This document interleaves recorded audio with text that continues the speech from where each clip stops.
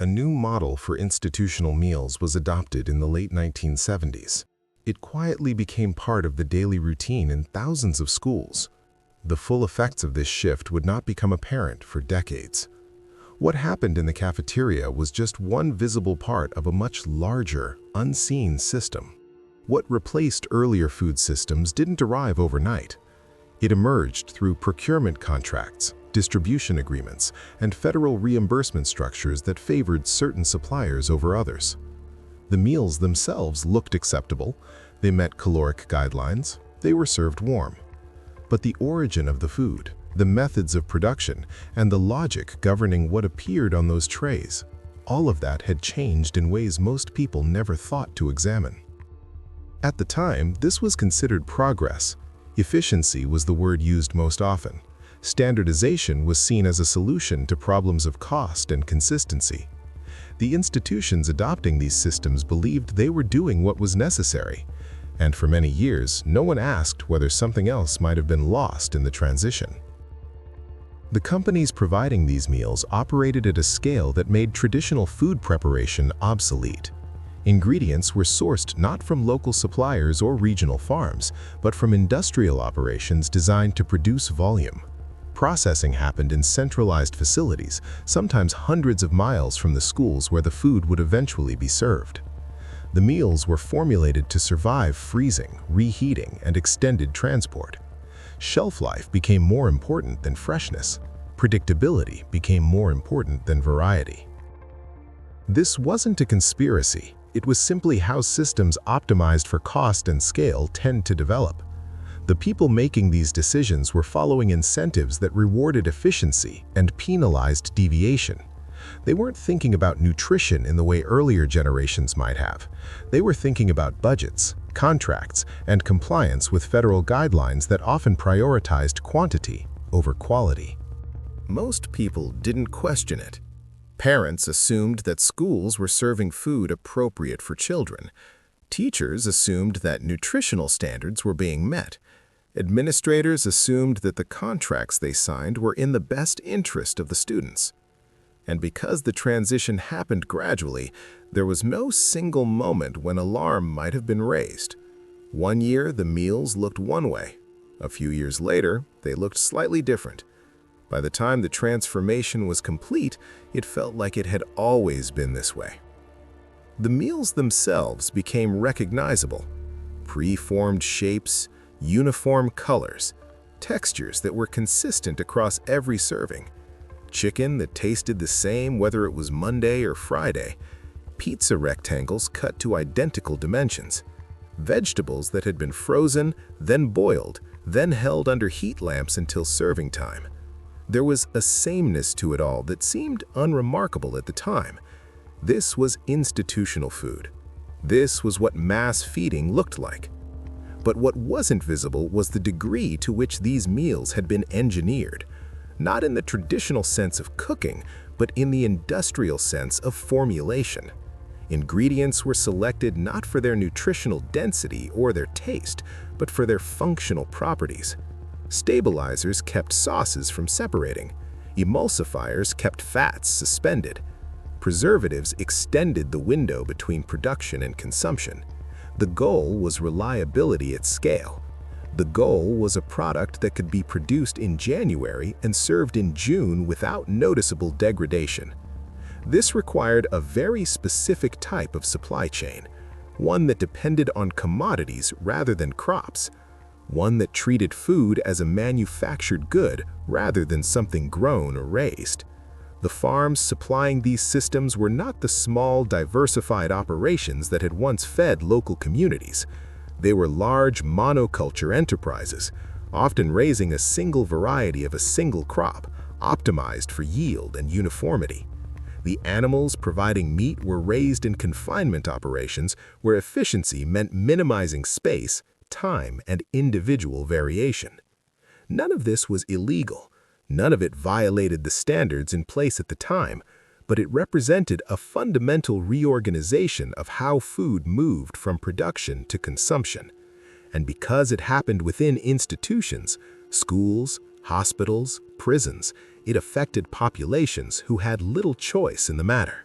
Most people never noticed this at the time. The language used to describe these systems was reassuring.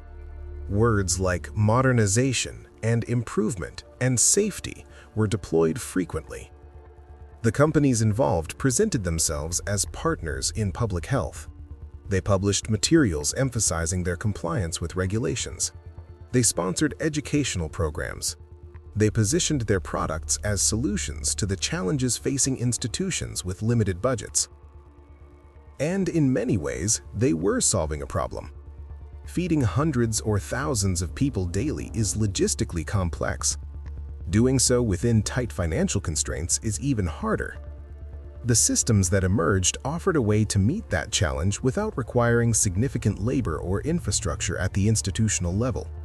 Meals could be ordered, delivered, and served with minimal preparation. Staff didn't need culinary training. Kitchens didn't need extensive equipment. The entire process had been simplified to the point where it was almost automatic. But simplification came with trade-offs that weren't immediately visible. The reduction of cooking to reheating meant that certain skills stopped being passed down. The reliance on pre-portioned servings meant that adaptability disappeared. If a child had specific dietary needs, or if fresh produce became available, or if someone wanted to prepare something from scratch, the system wasn't designed to accommodate that. It was designed for repetition, not variation. This wasn't discussed openly. There were no public hearings about the shift from scratch cooking to reheating. There were no debates about whether institutional food should prioritize cost or nutrition. The decisions were made in procurement offices and boardrooms by people whose primary concern was compliance with existing regulations and staying within budget. The question of whether those regulations were adequate or whether the budget itself was sufficient rarely came up. Children ate what was served. Day after day, year after year, the same types of meals appeared on the same types of trays. Breakfast looked one way, lunch looked another. Snacks came in sealed packages. Milk came in cartons. Everything had a place. Everything followed a schedule. And because consistency was valued, deviation was discouraged. The companies managing these systems developed products specifically for institutional use. Items that wouldn't be found in grocery stores. Formulations designed for bulk preparation and extended hold times. Chicken nuggets with binders that kept them from falling apart under heat lamps. Mashed potatoes made from flakes and stabilizers. Sauces that could be reconstituted from powder. These weren't home recipes scaled up. They were industrial products designed to meet the unique demands of mass feeding. And they were profitable. The contracts were large. The margins were thin, but the volume was enormous. A single supplier could serve dozens of school districts, hundreds of facilities, thousands of children. The business model depended on scale. The more standardized the product, the easier it was to produce. The more predictable the demand, the easier it was to plan. The system rewarded companies that could deliver consistency at the lowest possible cost. But cost in this context didn't account for everything. It didn't account for the nutritional density of the ingredients. It didn't account for the long-term health effects of consuming highly processed foods daily for years. It didn't account for the loss of food literacy that occurred when children grew up never seeing meals prepared from whole ingredients. It didn't account for the environmental impact of the supply chains required to support this model. The cost being measured was purely financial, and even then it was short-term. The real impact appeared years later, not in any single identifiable crisis, but in patterns that emerged slowly across populations. Rates of certain health conditions began to climb. Preferences for highly processed foods became more common. The ability to recognize or prepare whole foods declined. These weren't immediate effects. They weren't traceable to any single meal or any single decision, but they reflected the cumulative impact of a system that had been operating at scale for decades. By the time consequences were visible, habits were already set. Children who had grown up eating institutional food in the 1980s and 90s were adults by the 2000s. They had internalized certain expectations about what food should taste like, how it should be prepared, how much effort cooking should require.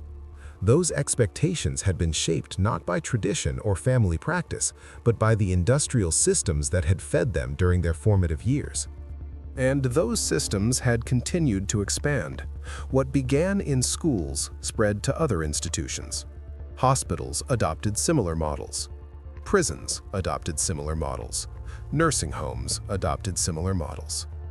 Anywhere large numbers of people needed to be fed regularly, the same logic applied. Centralized production, standardized products, minimal on-site preparation. The approach was scalable, and it scaled. This wasn't the result of individual choices, it was the result of structural incentives that made certain approaches viable and others impractical. A school administrator trying to provide fresh, locally sourced meals would face higher costs, more labor requirements, and greater logistical complexity. They would be working against a system that rewarded standardization and penalized deviation. Even if they wanted to do something different, the infrastructure to support it often didn't exist. The farms that might have supplied fresh produce to local schools had largely disappeared. The small dairies that might have provided fresh milk were no longer operating. The regional processors who might have prepared meat locally had been replaced by massive facilities serving national markets. The entire food system had reorganized around scale and efficiency, and institutions serving children were simply one node in that larger network. This reorganization had been driven by policy decisions made decades earlier. Agricultural subsidies that favored commodity crops over diversified farming. Trade agreements that prioritized volume over quality. Food safety regulations written in response to industrial-scale contamination events, which then required industrial-scale solutions. Each policy made sense in isolation. Each addressed a specific problem. But together, they created a system that funneled production toward a very specific model. One that treated food as a manufactured good, rather than something with biological and cultural significance. The companies operating within this system weren't villains. They were responding rationally to the incentives in place. If regulations required certain testing protocols that only large facilities could afford, then consolidation made sense. If subsidies made corn and soy artificially cheap, then using them as primary ingredients made sense. If contracts rewarded the lowest bid, then finding ways to reduce costs made sense. The logic was consistent. It was just optimizing for the wrong variables. And because the system was so large and so interconnected, changing any part of it became extraordinarily difficult. A school district that wanted to switch to fresh food would need different suppliers, different equipment, different staff training, and different procurement processes. They would face higher costs, at least initially. They would face resistance from staff accustomed to the old system. They would face skepticism from parents who had grown up eating institutional food themselves and didn't see anything wrong with it. The inertia was enormous, and it was reinforced by the fact that the problems created by the system weren't immediately obvious. Children didn't get sick from eating a single institutional meal. The effects were cumulative, spread across years and across populations. By the time patterns became visible, they were diffuse enough that tracing them back to any specific cause was almost impossible. But the patterns were there. Preferences for certain flavors that only existed in processed foods. Aversions to vegetables that didn't taste like the frozen, boiled versions served in cafeterias. Expectations that meals should require minimal preparation and come in predictable portions. These weren't individual quirks. They were the predictable outcomes of a system that had shaped eating habits for an entire generation. And the system continued to evolve. New products were developed, new formulations were introduced. The language around institutional food changed. Words like healthy and natural started appearing more frequently, but the underlying model remained the same. Centralized production, industrial ingredients, minimal on-site preparation. The rebranding didn't change the fundamental structure. What also didn't change was the lack of transparency. Parents rarely knew where the food their children were eating had been produced or what ingredients it contained beyond the broad categories required on nutrition labels. They didn't know which farms had supplied the raw materials or what methods had been used to raise or grow them. They didn't know how long ago the food had been prepared or what processes it had undergone before arriving at the school. This opacity was built into the system. The supply chains were long and complex, involving multiple intermediaries between the original producer and the final consumer. Tracing any individual ingredient back to its source was nearly impossible. The companies managing these systems treated their formulations as proprietary. The contracts they signed with institutions often included confidentiality clauses. The entire apparatus was designed to function without requiring public scrutiny. And for a long time, there wasn't much public scrutiny. The assumption was that institutions serving children were trustworthy, that regulations were adequate, that someone, somewhere, was ensuring that what was being served met appropriate standards. Most people didn't have the time or the expertise to investigate further. They trusted the system because not trusting it would require believing that fundamental institutions were failing at a basic responsibility. But trust in a system and the reliability of that system are not the same thing. A system can be trusted widely while performing poorly, and a system performing poorly can continue operating for a very long time before enough people notice to demand change. The children being fed by these systems didn't have a basis for comparison. If institutional food was what they ate at school and processed food was what they ate at home, then that was simply what food was. They didn't know that meals could be prepared differently. They didn't know that ingredients could taste different when they were fresh. They didn't know that cooking could be something other than reheating. Their entire framework for understanding food had been shaped by the systems feeding them. And those systems were shaped by decisions made long before those children were born. Decisions about agriculture policy, decisions about food safety regulation, decisions about procurement standards, decisions about how much money should be allocated to feeding people in institutions. Each decision had seemed reasonable at the time. Each had addressed what appeared to be a legitimate concern, but the cumulative effect was a system that prioritized everything except the actual nutritional and cultural value of food. This wasn't unique to schools. Similar logic governed food systems in hospitals, where patients recovering from illness were fed meals designed for shelf stability rather than healing. Similar logic governed food systems in nursing homes, where elderly people were given the same processed foods they had been eating for decades, regardless of whether those foods supported healthy aging. Similar logic governed food systems in prisons, where the goal was minimizing cost and labor, not supporting rehabilitation. In every case, the system treated food as a logistical problem to be solved, rather than a fundamental aspect of human health and culture. And in every case, the solution was standardization, processing, and scale. The consequences of this approach weren't just nutritional, they were also economic. The consolidation of food production into fewer and larger facilities meant that fewer people were employed in food preparation. The skills required to cook from scratch became less common. The knowledge of how to select, store, and prepare whole ingredients began to disappear from communities. What had once been everyday competencies became specialized knowledge held by a shrinking number of people. This de-skilling happened quietly. There was no announcement that cooking was becoming obsolete. There was no policy declaring that food literacy didn't matter. It simply became less necessary as systems took over functions that had previously been performed by individuals. And as those systems became more entrenched, the infrastructure supporting alternatives disappeared. Local mills closed, community kitchens closed, markets serving whole ingredients closed. The entire ecosystem that had once supported diverse approaches to food preparation was replaced by a more streamlined model that required less knowledge and less labor at the point of consumption. But it required enormous labor at other points in the supply chain.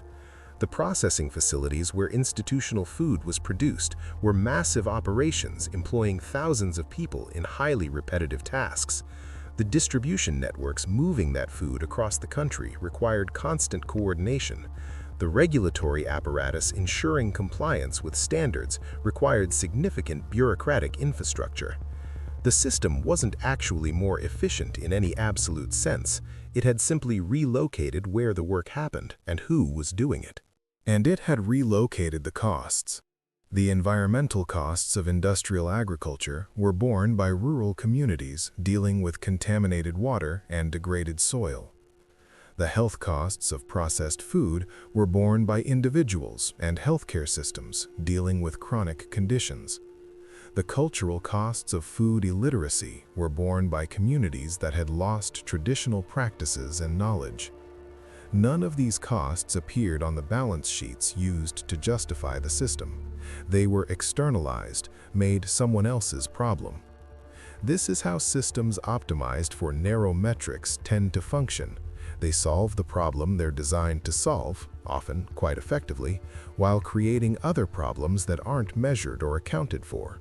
And because those other problems take time to manifest, and because they're diffuse across populations, they don't generate immediate pressure for change. The system serving institutional food to children in the late 1970s and 80s solved the problem of how to feed large numbers of people quickly and cheaply. It met that goal consistently. But it created conditions that undermined food literacy, normalized highly processed diets, and contributed to health patterns that would emerge years later. Those weren't failures of the system, they were features of it. They were the predictable results of optimizing for cost and scale above all else. And this pattern didn't stop there. Similar decisions followed in other domains. Similar logic was applied to other challenges. The same faith in standardization, the same preference for scale, the same assumption that efficiency should be the primary goal. Each time, the trade-offs were accepted without much discussion. Each time, the consequences appeared later, in forms that were harder to trace back to the original decisions. What happened in school cafeterias in the 1970s and 80s was one example of a much larger transformation. A transformation in how societies approached basic functions like feeding people. A transformation that prioritized certain values and ignored others. A transformation that seemed inevitable at the time, but which reflected very specific choices about what mattered and what didn't. Those choices are still shaping what appears on plates today, in schools and hospitals and nursing homes and prisons, in homes and restaurants and workplaces. The system is vast now. It's normalized. It's what most people think of when they think of food. But it wasn't inevitable. It was built, and it continues to operate according to the same logic that built it. Understanding that logic means looking past the meals themselves to the structures that produce them, the policies that shaped agricultural production, the regulations that defined food safety, the economic incentives that drove consolidation, the assumptions about what food is for and who it should serve. Those structures are still in place, they're still producing outcomes, and they're still resistant to change for all the same reasons they were decades ago.